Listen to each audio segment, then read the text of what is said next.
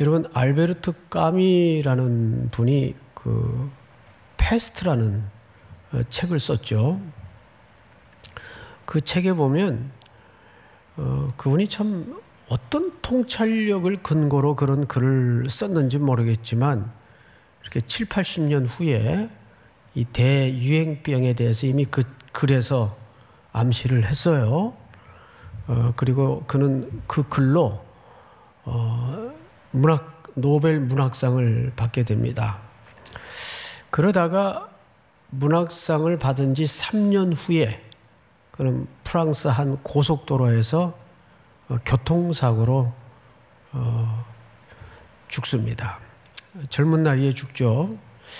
근데 그날 사고 현장에 그가 입었던 양복, 그 안주머니 포켓에 원래 그 길이 기차로 가는 길이었어요. 목적지의 기차표가 안주머니에 있었습니다. 원래 계획대로 기차표를 사용해서 기차로 갔다면 그런 사고는 충분히 안 당할 수 있었을 거예요. 근데 친구가 그냥 차로 가자 그러는 바람에 그 차를 탔다가 젊은 나이에 그렇게 유명을 달리한 거죠. 그래서 어느 분이 그 알베르트 까미의 죽음을 그렇게 묘사를 해요. 참 인간은 모순이고 역설이다. 7, 80년 후의 일들을 통찰력 있게 썼던 그분이 자기 운명의 바로 몇 시간 앞을 내다볼 수 없는 것이 인간이다. 그런 표현을 썼더라고요. 그렇습니다.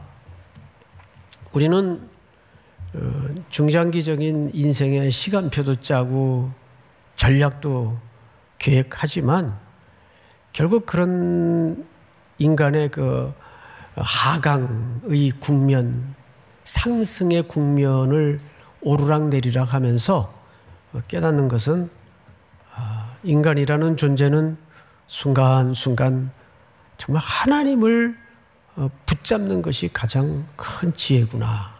그런 생각을 지울 수가 없어요.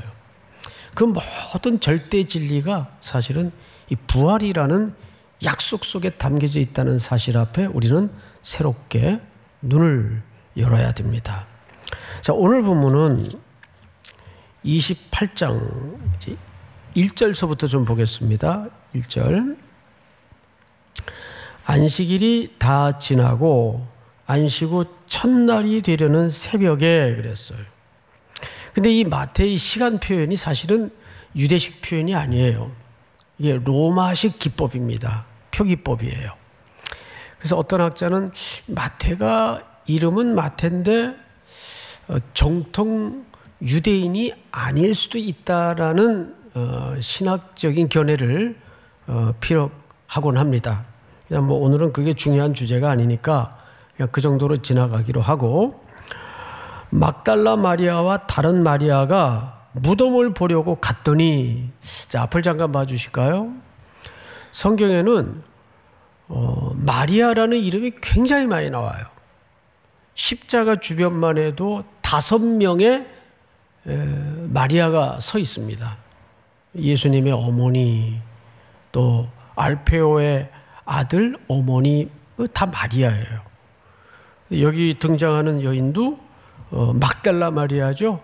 그래서 그런 여러 명의 마리아와 구분을 짓기 위해서 앞에 막달라 마리아라고 표기를 남긴 거죠. 그리고 또 다른 마리아도 있었어요. 근데 이 시간이 지금 아직 여명도 트기 전인 캄캄한 어둠이 고두어지지 않은 새벽이에요. 앞을 분간할 수 없는 어둠이 내린 새벽인데, 이 새벽에 그것도 여인들만 무덤을 향해서 달려요. 무덤을 향해서. 그리고 그 무덤은 당시 로마의 군병들이, 빌라도가 파견한 군병들이 굳게 지키고 있었습니다. 여러분 27장 66절을 보실까요? 그들이 경비병과 함께 가서 돌을 임봉하고 무덤을 굳게 지키니라. 이들이 왜 죽은 시체가 안치된 무덤을 지켰을까요? 이유가 있죠. 여러분 62절로 좀 거슬러 올라가면 그 이튿날은 준비일 다음 날이라 대제사장들과 바리새인들이 종교 권력자들이죠. 함께 누구와 지금 모여 있어요? 빌라도하고 모여 있어요. 그리고 뭔가 지금 긴급한 숙의에 들어갔습니다. 이르되 주여 저 속이던 자가, 여기 주여라는 말은 종교 권력자들이 빌라도에게 아첨하는 표현이에요. 주여 저 속이던 자가 살아있을 때, 여기 속이던 자가 누구를 가리키는 걸까요? 예수님을 얘기합니다. 저 사기꾼 같은 저 예수라는 사람이 살아있을 때 우리가 한 말을 똑똑히 기억하고 있습니다. 무슨 말을 했나 보니까 이렇게 얘기하셨군요. 살아있을 때 말하되 내가 사흘 후에 다시 살아나리라 한 것을 우리가 기억하노니. 자, 앞을 조금 봐주십시다. 이게 이제 얼마나 아이러니인가 하면, 그러고 보니까 빌라도도 바리새인들도 대제사장들도 예수님이 죽었다가 사흘 만에 부활하리라는 이야기를 들었습니까? 안 들었습니까? 들었어요. 알고 있어요. 게다가 사두개파와는 달리 바리새인들은 부활이라는 신학적 견해를 취하고 있습니다. 그런데도 그 예수님을 예수님으로 인지하지 못하고 기억하노니. 64절 다 같이 읽겠습니다. 시작. 그러므로 명령하여 그 무덤을 사흘까지 굳게 지키게 하소서. 그의 제자들이 와서 시체를 도둑질하고 가고 백성들에게 말하되 그가 죽은 자 가운데서 살아났다 하면 후에 속임수가 전보다 더 클까 하나이다 하니. 예, 이게 무덤을 군인들로 하여금 지키게 했던 이유입니다. 이들이 모여가지고 저 사기꾼이 살아있을 때, 지금 이미 처형은 됐죠. 살아있을 때 자기가 사흘 만에 부활하리라 얘기한 것을 우리가 기억하고 있는데, 지금 무덤에 있긴 하지만 그 도당들이, 제자들이 와서 시체를 어디 빼돌리고 훔쳐가서 빈 무덤을 딱 보이고는 거봐라 우리 선생님이 살아나셨다 이러고 예루살렘을, 이스라엘을 혼란케 하면 이전 혼란보다 더 큰 혼란이 일어납니다. 이거는 빌라도가 끔찍히 싫어하는 상황이거든요. 그러니까 군인들로 하여금 시체를 도둑질하지 못하도록 지키게 해 주십시오. 이렇게 된 거죠. 근데 실제 이 당시에 예수님의 도덕설이 굉장히 유행처럼 돌아다녔어요. 이런 이해와 잘못된 견해들 때문에. 그래서 군인들이 굳게 무덤을 지키고 있었어요. 그것도 황제의 임봉을 받아서. 황제의 명령 없이는 아무도 이 시신을 손대지 못하도록 하기 위해서. 근데 그 캄캄한 밤에 군인들만 지키는 걸 뻔히 알고 있는데도 이 막달라 마리아를 비롯한 몇 명의 여인들이 무덤을 향해 달린 거예요. 지금 남자 제자들은 저 살겠다고 그 정도가 아니라 예수님을 모른다 배반하고 전부 튀었어요. 도망을 갔어요. 그런데도 여인들은, 하여간 여자들이 대단해요. 살다 보니까 여자들이 더 의리가 있어요. 예, 물론 남자들도 의리가 있는 분들이 계시지만 놀라운 광경이. 게다가 여기 이 막달라 마리아는 아시는 것처럼 한때 7 귀신 들렸던 여인이었어요. 근데 예수님의 고침을 받고 다른 여인들과 같이 어울려서 갈릴리에서 예수님이 복음 사역과 선교 사역을 할 때 물질적으로 많이 섬겼던 여인 중에 하나예요. 그 나중에 이 여자들이 와서 예수님 살아나셨다 하니까 제자들이 믿었어요, 안 믿었어요? 안 믿었어요. 저기 귀신이 재발했나 보다. 이렇게 충분히 생각할 수 있는 개연성이 있단 말이에요. 너무 격한 감정적인 스트레스 때문에 뭐 좀 이렇게 정신줄을 놨나 보다. 이렇게 생각할 수도 있는 지금 상황이란 말이에요. 이게 죽음만큼 인간에게 큰 충격과 스트레스는 없잖아요. 그래서 배우자의 죽음은 가장 인간이 감내하기 어려운 스트레스라고 그래요. 또 사랑하는 이와의 사별, 이별, 이건 참 큰 충격이라고 그래요. 그래서 이 여인들이 좀 정신줄을 놨나 보다 이렇게 생각할 수 있겠죠. 근데 도착해 보니까 어떤 일이 벌어졌나요? 2절, 큰 지진이 나며 주의 천사가 하늘로부터 내려와 돌을 굴려내고 그 위에 앉았는데, 여러분, 갑자기 큰 지진이 났어요. 터가 움직인 거예요. 무덤이 열리고. 자, 과연 이게 뭘까? 우리가 성경 전체 맥락에서 이 현상을 이해할 필요가 있는데, 우리 여러 군데가 있지만 학개서 2장을 좀 띄워주세요. 만군의 여호와가 이같이 말하노라, 조금 있으면 내가 하늘과 땅과 바다와 육지를 뭐 할 것이요? 진동시킬 것을. 얼스킥이라고 그러죠. 이게 땅이 흔들리는 거예요. 여러분, 흔들리는 땅에 한번 서본 적이 있어요? 뭐 그런 일이 없어야 되겠지만, 저는 미국에서 이걸 실제 겪었어요. 새벽 1시에. 진짜 자는데 이 귓전에서 이렇게 무슨 탱크가 갑자기 꾸릉 굴러가는 것 같아요. 그래서 놀래가지고 일어나서 우리 큰아이, 그때 어렸을 때니까 들쳐업고 밖으로 나오니까 사람들이 다 쏟아져 나왔어요. 불은 다 꺼져 있고. 그리고 이제 새벽 조금 시간 밖에서 지난 다음에 가라앉은 후에 집에 들어가 보니까 냉장고가 앞쪽으로 이렇게 나와 있어요. 그 무거운 냉장고가. 얼마나 이 흔들림이, 그때가 7.8도인가 그래요. 어마어마한 LA 지진. 끔찍해요. 지금만. 그래서 그거 한번 겪은 사람은 그 트라우마가 어마어마해요. 한 번은 높은 무슨 천문대 같은 산이 있는데 거기 위에서 야경을 이렇게 들여다보는데 갑자기 전 시내의 불이 이르는 거예요. 와, 얼마나 놀랬겠어요. 지진이었어요, 그게. 그걸 경험하려면 LA에서 한 1년 살아보세요. 심심치 않게 흔듭니다. 예. 이 지진은 정확하게 무슨 뜻이 있는가 하면 7절 다 같이 시작. 또한 모든 나라를 진동시키실 것이며 모든 나라의 보배가 이르느니 내가 이 성전의 영광이 충만하게 하리라. 만군의 여호와의 말이니라. 또한 모든 나라를 진동시킬 것이며 모든 나라에 뭐가 이르리니? 보배. 잘하셨어요. 잘하셨어요. 예, 저렇게 좀 따라하세요, 여러분. 이 보배라는 말은 풋노트에 보면 만국이 사모하는 것이라고 되어 있어요.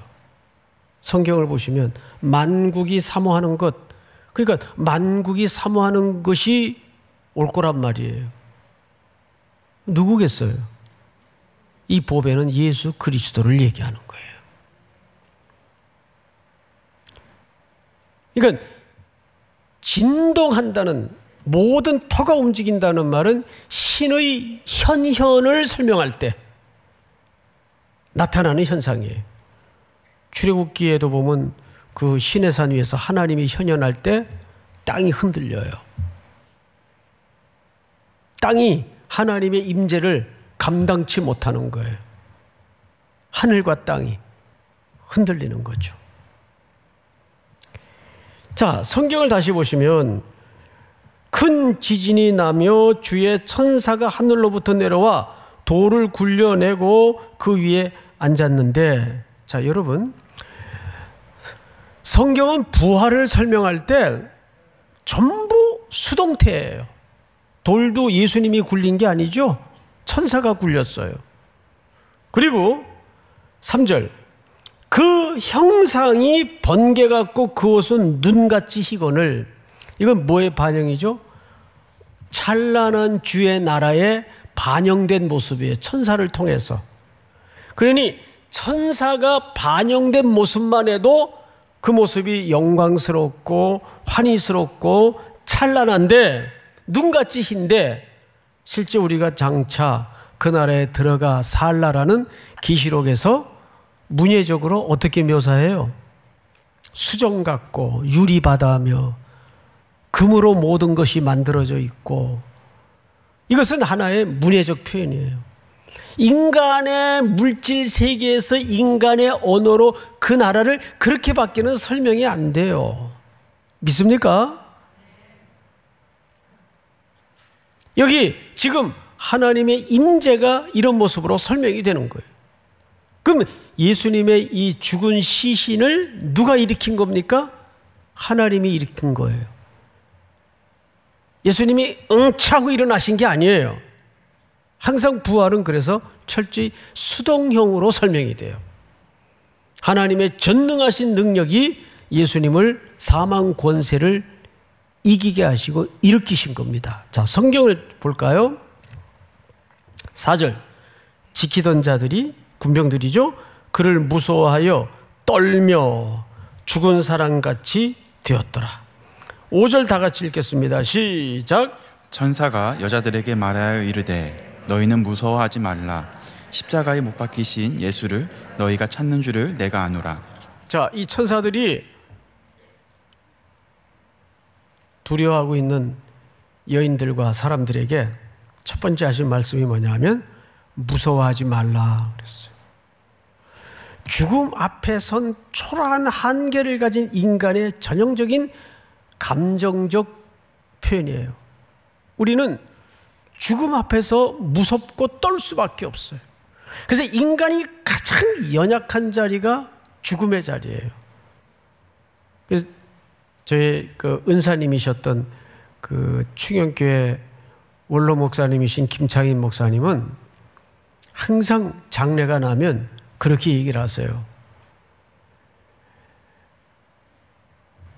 첫째, 가난한 자가 죽었든 아이가 죽었든 부자가 죽었든 가리지 말고 성도의 장례는 국장처럼 치러라. 국장처럼 치러라. 왜냐하면 장례식 속에서 가장 인간은 자기의 밑바닥을 보게 되고 인간의 절망을 보게 되고 가장 마음이 가난해지는 순간이라는 거죠. 그래서 그때 복음을 전하기가 가장 좋은 순간이라는 거예요. 그리고 두 번째로 장례를 할 때는 설교하는 목사는 꼭 그런 얘기를 하세요. 안 갔다 온 천국도 갔다 온 것처럼 얘기하라고 그래요. 그 거짓말을 하라는 얘기일까요? 영원한 소망에 대한 확신을 가지고 얘기하라는 뜻이에요. 죽음 앞에 겁을 내는 자여 고하라 주께 고하라 주께. 우리 어르신들이 옛날에 많이 불렀던 찬송이죠. 네. 인간은 누구나 죽음 앞에 떨어요. 겁을 먹어요. 근데 이 무서워하지 말라, 두려워하지 말라라는 주제는 예수님의 위기를 만났던 인생들을 향한 일관된 선언이었어요. 갈릴리 바다를 지나가는데 제자들이 풍랑을 만나죠. 바다 위로 철복 예수님이 걸어가시니까 구하시기 위해서, 보호하시기 위해서 귀신이다. 왜냐하면 유대인들은 바다라는 공간을 악한 영들이 활동하는 공간으로 이해를 갖고 있었기 때문에 귀신으로 알았어요. 그때 예수님이 그 소리치고 벌벌 공포에 붙잡혀 있는 제자들에게 뭐라 그러셨죠? 안심하라. 내니 두려워하지 말라. 얘들아, 안심해. 나다. 두려워하지 마라. 그래서 신학자들은 그 예수님이 물 위로 걸으신 사건을 제2의 출애굽이다. 그렇게 설명을 합니다. 죽음의 권세를 가르시고 바다를 걸어오시는 예수님. 그래서 위경에 빠져있는 제자들을 건져내시는 예수님. 여러분, 이스라엘 지도를 보면 절묘하게 두 개의 삶의 공간이 공존해 있어요. 갈릴리 서쪽으로는 정말 가나안 같은 젖과 꿀이 흐르는 기름진 평야와 땅이 존재하는데, 저 북쪽, 남북쪽, 동북쪽 쪽에는 무시무시한 광야가 또 배치되어 있어요. 그 한복판에 놓여 있는 바다가 갈릴리 바다예요. 그러니까 이스라엘은 땅 자체도 메시지예요. 젖과 꿀이 흐르는 공간과 죽음이 충만한 공간 사이에 요동치는 갈릴리 바다가 있어요. 낮과 밤의 기온차가 심하기 때문에 밤마다 돌풍이 불어요. 마치 뭐처럼, 우리 인생의 한복판처럼. 그래서 인생이라는 것은 상승과 하강의 국면이 다 업다운이 되죠. 뭐 죽을 것 같다가 또 조금 숨 쉴만 하면 또 다른 게 밀려오고, 그게 마치 갈릴리 바다에 항해하는 우리들의 모습이죠. 그게 인간은 늘 두려움, 공포, 이렇게 안 되면 어떡하나 전전긍긍하고 쩔쩔매고 악을 쓰고 비명을 지르고. 근데 그게 이상한 게 아니에요. 근데 그 모든 것들을 예수님께서 단번에 영원히 종결시키고 끝장내신 현장이 어디예요? 십자가의 현장이에요. 부활의 역사예요. 여러분, 빌헬름 텔의 사과 이야기 아시죠? 예. 어릴 때 많이 그 읽고 또 만화로도 보고 하셨을 거예요. 아들 머리 위에 사과를 놓고 쏘는 이야기 많이 읽어보셨죠? 자기의 활실력을 자랑하기 위해서. 그런데 보통 양궁, 우리가 뭐 대한민국이 하여간 세계 최강 아니에요? 활을 쏘면 정중앙에 맞는 게 몇 점이에요? 21인가요? 그 10점 만점에 10점 뭐 그런 노래가 있죠? 왜 이런 생각이 설교 시간에 나온지를 모르겠어요. 이게 다 안에 내용들이 나오는 거거든요. 그 21인가? 그런 친구들이, 네? 2PM. 뭐 하나 제대로 아는 것도 없어요. 2PM 맞아. 그렇게 틀릴 때는 앞에 앉았다가 빨리빨리 얘기를 해줘요. 이게 수만 명이 보거든 또. 2PM.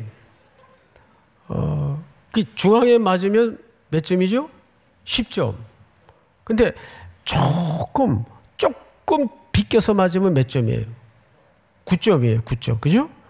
그거보다 조금 더 비껴서 맞으면 몇 점이에요? 8점. 아니, 관역 밖을 나가버리면, 나가리. 화투판 용어죠. 이걸 나가리라고 하는데, 자, 이거를 방금 말씀드렸던 빌헬름 텔의 사과 이야기를 한번 옮겨가 보십시다. 자, 아들 머리 위에 사과를 올려놓고 이제 활을 쏴요. 나무에 세워놓고. 그런데 거기에 10점은 어디를 맞춰야 돼요? 사과를 맞춰야 돼요. 사과. 근데 그냥 아쉽게 조금 아래로 벗어나서 맞으면 어딜 맞추겠어요? 여기 아들이 이마를 맞추면 죽어요. 이게 웃기는 이해 같은데 제가 오늘 아침에 책에서 읽은 내용이에요. 조금 아래 9점만 맞춰도 죽어요. 이게 진리 문제로 들어가면, 그러니까 진리는 99점 맞아도 그거는 틀린 거예요. 뭔 소리인지 알겠어요? 예? 정중앙의 하나의 생명은 10점밖에는 보장되지 않아요. 기독교의 부활이라는 것은 그런 거예요. 아이, 아쉽다, 야. 이게 9.5야, 9.5. 죽는다니까요. 9.5래도. 에? 이 땅에는 실제 같은데 거짓 실제가 굉장히 많습니다. 진리를 점수로 매길 수는 없잖아요. 그래요, 안 그래요? 진리를 뭐 다수결로 하겠어요? 근데 인간들이 그런 자기들의 도그마를 만들어 놓고 그 짓을 한다니까요. 그래서 진리를 다수결로 해서 인간이 한 짓들이 십자가를 만들어낸 거예요. 신을 십자가에다 죽이신 거예요. 죽인 거예요. 누가 한 거예요? 다수결로. 인간이. 그래서 세상을 살아가다 보면 시대의 사조도 늘 변합니다. 그때는 그게 죽일 놈이었는데, 야, 그거 지나고 나니까 그거 참 그럴만 했어. 응? 우리 이런 게 얼마나 많아요. 굉장히 많습니다. 그러니까 시대의 변동과 변화에 따라서 너무 흥분하고 살지 마세요. 덤덤하게 염소 시험지 씹듯이. 그리고 좀 이렇게 조금 우리는 기초를 다르게 하고 사는 넉넉함이 필요합니다. 이 땅의 것들에 너무 일희일비하지 마시고, 어떻게 십자가의 높고 높은 진리를 세상이 눈 떠서 이해할 수 있겠어요? 지니들도 똑같이 예수님의 말씀을 기억하고 들어놓고도 뭐라 그래요? 그걸 지키자 그랬다니까요. 훔쳐간다고? 이렇게 똑같은 이야기를 듣고도 반응은 달라요. 해석이 다르고 이해가 달라요. 그건 왜 그런 현상이 나오냐 하면 절대 진리에 붙들린 경험이 없기 때문입니다. 자, 그러면 우리가 성경을 조금 더 진전시켜 보십시다. 6절, 그가 여기 계시지 않고 그가 말씀하시던 대로 살아나셨느니라. 이건 누가 확인시켜 준 거죠? 천사가. 여기 안 계신다. 그분이 말씀하셨던 대로 살아나셨다. 갈릴리로 가봐라. 자, 여러분, 누가복음 24장을 좀 띄워주실까요? 여기 계시지 않고 살아나셨느니라. 같은 대목이죠? 갈릴리에 계실 때 예수님이 주로 활동했던 부대가 갈릴리란 말이에요. 너희에게 어떻게 말씀하셨는지를 뭐하라? 기억하라 그랬어요. 기억하라. 우리는 어떤 현상 보고 그냥 경기를 일으키고 놀랄 일들이 세상에 가득한데 거기에 일일비해서는 안 된단 말이에요. 너희에게 어떻게 말씀하셨는지를 기억하라. 여인들에게 천사가. 다음 절 다 같이 시작. 이르시기를 인자가 죄인의 손에 넘겨져 십자가에 못 박히고 제3일에 다시 살아나야 하리라 하셨느니라 한데, 이것이 갈릴리에서 예수님이 말씀하셨던 약속이었어요. 이것들이 기억해야 될 내용이에요. 다음 절, 그들이 예수의 말씀을 오독하고, 여인들이 예수의 말씀을 기억하고 무덤에서 돌아가 이 모든 것들을 11사도와 다른 모든 이에게 알리니 그들이 아멘으로 화답하였더라. 믿지 아니하였더라. 믿지 않았어요. 아유, 저 또 귀신이 들어왔나 보다. 다시 너무 슬픔이 격해서 정신줄로 왔구나. 눈빛 보니까 선망 증세가 있던데 뭐 이렇게 된 거예요. 예? 그런데 이 여인들은 그 다름질 속에 뭐가 있었어요? 말씀을 기억하고 뛴 거예요. 저는 여기서 이렇게 아주 우리 크리스찬의 행동 원리가 나와요. 우리는 뭘 기억하고 뛰어야 될까요? 말씀을 기억하고 달려야 돼요. 부활의 증인이 되어서. 믿습니까? 자, 다시 오늘 본문으로 돌아와서 7절. 또 빨리 가서 그의 제자들에게 이르시되 그가 죽은 자 가운데서 살아나셨고 너희보다 먼저 갈릴리로 가시나니 거기서 너희가 배우리라 하라. 보라 내가 너희에게 일렀느니라 하거늘. 8절 다 같이 시작. 그 여자들이 무서움과 큰 기쁨으로 빨리 무덤을 떠나 제자들에게 알리려고 다름질할세. 네. 자, 그런데 여기에 어울리지 않는 두 단어가 조합되어 있죠. 무서움도 있었고 기쁨도 있었어요. 그렇죠? 그런데 그 무섭지 않은 게 이게 정상일까요? 누가 그런 상황 속에서 빈 무덤을 보고 할렐루야 주님 부활하시다 컴컴한 새벽에 지금 군인들 10%는 창을 세우고 칼을 들고 지켜 서 있는 그 상황 속에서 그럴 사람이 어디 있겠어요? 무섭죠? 여러분, 용기는 무서움이 없는 게 용기가 아니에요.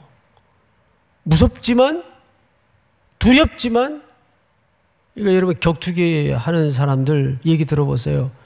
그 피를 철철 흘리고 링에 올라가는데 안 무섭냐고. 한 번도 아니요 난 안 무서워요. 그런 선수 못 봤어요. 다 두렵고 들 맞도록 맞을까 봐 무섭고.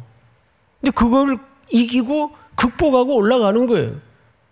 그러니까 용기라는 것은 두렵지 않는 게 용기가 아니에요. 그런 사람이 있을 수가 없고 무섭죠 이때. 근데 그 무서움을 압도하는 뭐가 있었어요. 그게 뭘까요? 큰 기쁨이에요. 예수님이 말씀하신 대로 살아나셨다는 그 큰 기쁨이 그 두려움을 압도했어요.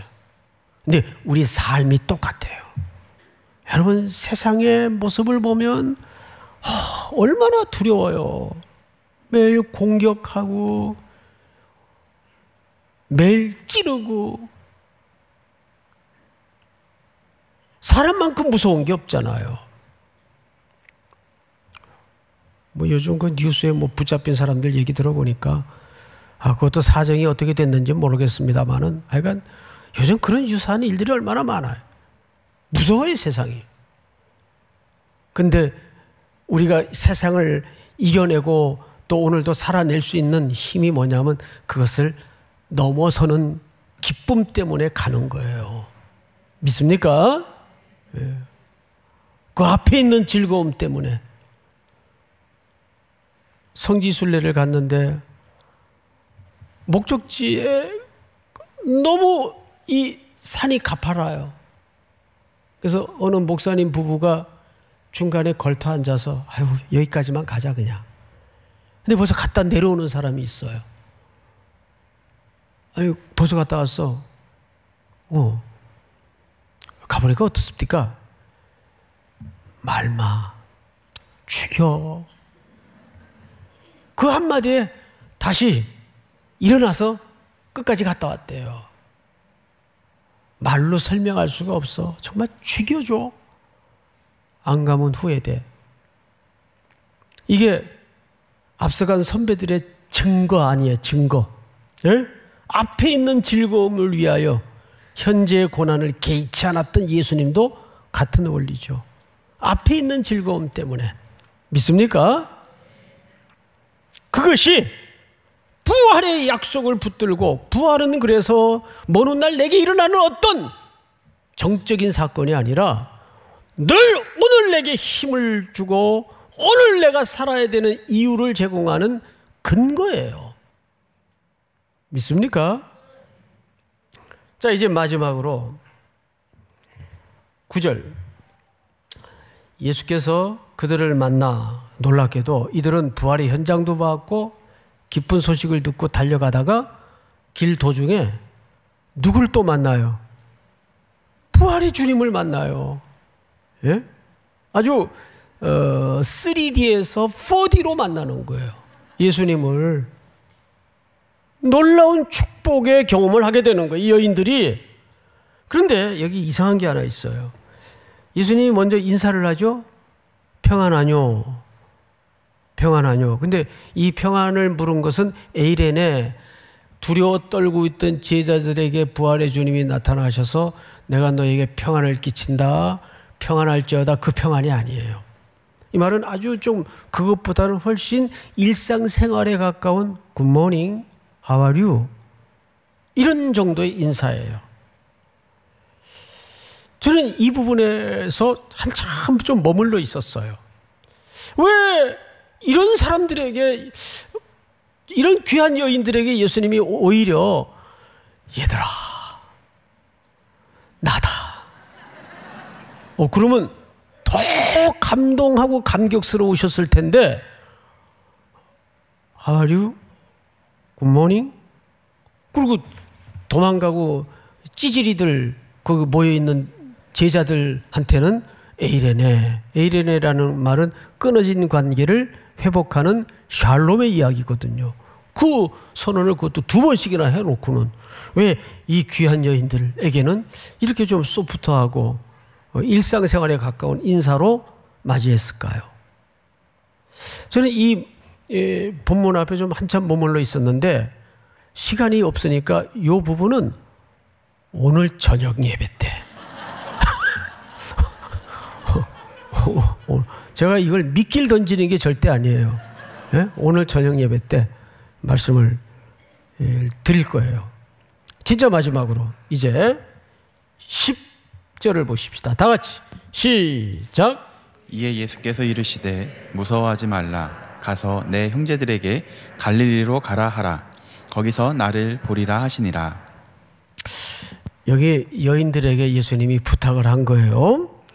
예수께서 이르시되 무서워하지 말라. 가서 그 비열한 놈들에게 이렇게 얘기하지 않고 누구에게? 형제들에게. 저는 여기서 한참 눈시울이 뜨거워질 정도로 가슴이 먹먹했어요. 저 같으면 아예 그냥 호적을 팠을 텐데 이런 스승의 등에 비수를 꽂고 모른다 배반하고 숨고 떠나버린 제자들에게 내 형제들에게 그리고 이들에게 더더군다나 위대한 선교의 사명을 맡기잖아요. 이 모든 믿음의 근거가 결국은 주님의 사랑에 기초한 거지 우리의 인내와 우리의 결단에 있지 않다는 거예요. 그 모든 결론을 항상 십자가에서 이루어 놓으셨어요. 믿습니까? 이 십자가의 사건은 오늘을 뭘로 살라는 얘기입니까? 부활된 존재로 살라는 얘기예요. 누가? 우리 모두에게. 이 약속이 계속해서 새로워질 수 있기를 주님의 이름으로 축원하고 축복합니다. 우리 다 일어나십시다. 우리 찬양하십시다. 주 하나님 독생자 예수 1절 3절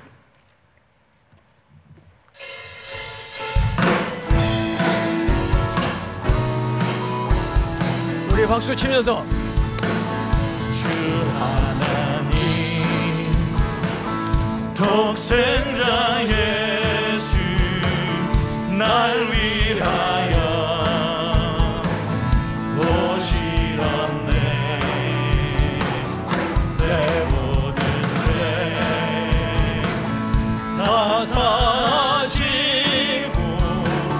죽음에서 부활하신 나의 구세주 살아계신 주 나의 참된 소망 나의 참된 소망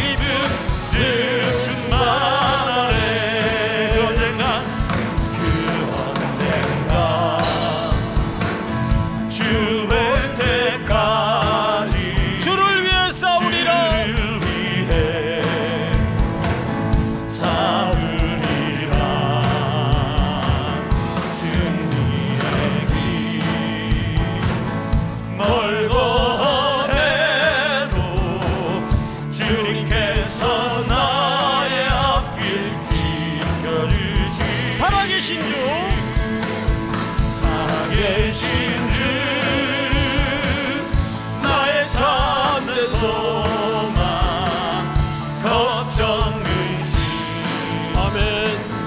전혀 없네. 사랑의 주내 갈 길이 너하니 내 모든 삶의 기쁨 늘 우리 3절 다시 한번. 살아계신 주 나의 참된 소망 걱정 의심 전혀 없네. 사랑의 주내 갈 길이 너하니 내 모든 삶의 기쁨. 모든 삶의 기쁨 늘 우리 엄마 다시 합니다. 살아계신 주 나의 참된 소망 걱정 의심 전혀 없네. 사랑의 주내 갈 길이 너하니 내 모든 삶의 기쁨 늘 충만. 내 모든 삶의 기쁨. 내 모든 삶의 기쁨 늘 충만하네. 우리 좌우로 옆에 있는 형제자매들에게 오늘 저녁에 만납시다 인사 좀 하세요. 오늘 저녁에 만납시다. 축도하겠습니다. 지금은 우리 주 예수 그리스도의 은혜와 하나님 우리 아버지의 크고도 높고도 깊은 사랑하심과 성령님의 교통하심이 오늘 머리 숙여 경배하는 살아계신 주님을 내 구주로 내 주인으로 섬기기로 작정하는 사랑하고 사랑하는 귀한 우리 청년들 성도들 머리 위에 해외 군에 멀리 출타 있는 가족들 복중의 생명까지 영원토록 함께 있을지어다. 아멘.